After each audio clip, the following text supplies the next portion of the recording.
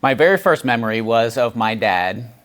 He took me into his bedroom, he picked me up, he plopped me on the bed, and he looked at me right in the eyes and he said, "Elliot, I love you and I love your brother, but it's just not working out anymore for your mom and I."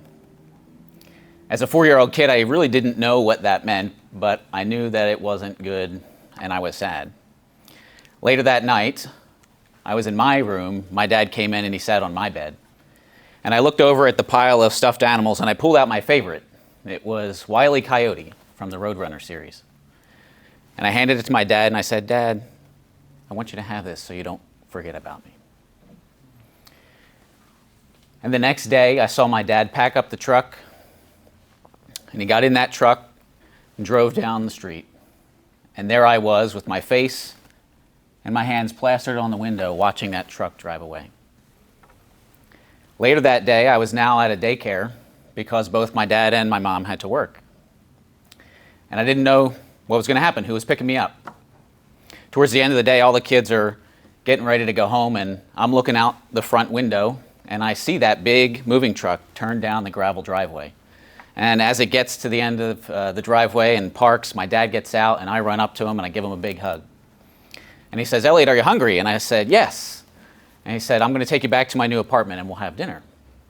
So we go back to his apartment. It wasn't the nicest place or the nicest neighborhood, but it was what he had. And he showed me around and showed me where my brother and I would be staying. And he said, "Come on to the kitchen and we'll get some dinner." So we go into the kitchen and he opens up the freezer and he pulls out a big tray of frozen chicken Parmesan. And he puts it in the oven. And then he reaches up to the cabinet and he pulls out a saucepan, he puts it on the stove. And then he opens up a big can of white potatoes and he dumps them in the saucepan. And he pulls out of the refrigerator a tub of fake butter and he scoops up a bunch of it and plops it into the saucepan and heats it up. And shortly thereafter, he and I ate that meal for the first of what would be probably thousands of times as a single dad. A couple days later, I went back to my mom's, and now my mom is a single working mom, not having the time that she previously did to prepare meals from scratch. So she came home from work and she reached into the cupboard and she pulled out a can of SpaghettiOs with meatballs. And sometimes we would get the SpaghettiOs with hot dogs. We really like those. And my parents did the best they could with what they had at that time. And that experience started to form the beliefs that I had about food and nutrition. So fast forward 20 years, I'm in my mid-20s, I'm a high school science teacher. I taught biology and anatomy and physiology. And I came home from work and I sat on the couch and I turned the TV on, and within 10 minutes I'm passed out sleeping on the couch. This happened day after day, week after week, month after month, before I finally realized, what the heck is going on?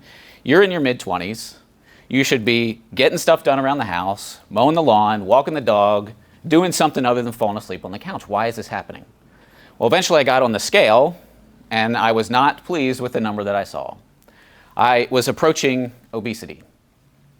Around the same time, I was also having a crisis with my career. I was not enjoying teaching in high school. I liked teaching, but not in that venue. And so I started to do some research. What am I going to do? And I looked up the word teaching and teacher, and it comes from the Latin word doco, which means to teach, but it's also where we get our modern word doctor. And so to be a doctor is to be a teacher. And I had, my grandfather was a doctor, and so I thought maybe I could go back to school and be a doctor. And I also thought maybe that would help me as a patient, because I was in a bad spot. And so I left that career. Teaching is a very stable, predictable income, and I left. I moved across the country, and I started going back to school. And so with the stress of all of that, what happened to the number on the scale? Kept going higher. Well, through my education, I finally learned why that was happening. I learned what the root causes were for my weight and the energy issues I was having. And I finally decided to do something about it. And so I did, and I was able to lose over 20 pounds. And the side effect that I got from that was that I actually got my energy back. And so then I started making connections in my mind. I'm addressing these root causes. It's not just about the weight. I'm getting healthy from the inside out, and I got my energy back. And I started to look around at family, and I was realizing that this root cause approach could help family members suffering from migraines, depression, anxiety, PTSD, diabetes, heart disease, and dementia. These people in my family were the ones closest to me. My brother, my father, my dad, my mother, and my grandmother all suffered from each one of those conditions that I mentioned. All lost quality of life, and some of them quantity of years.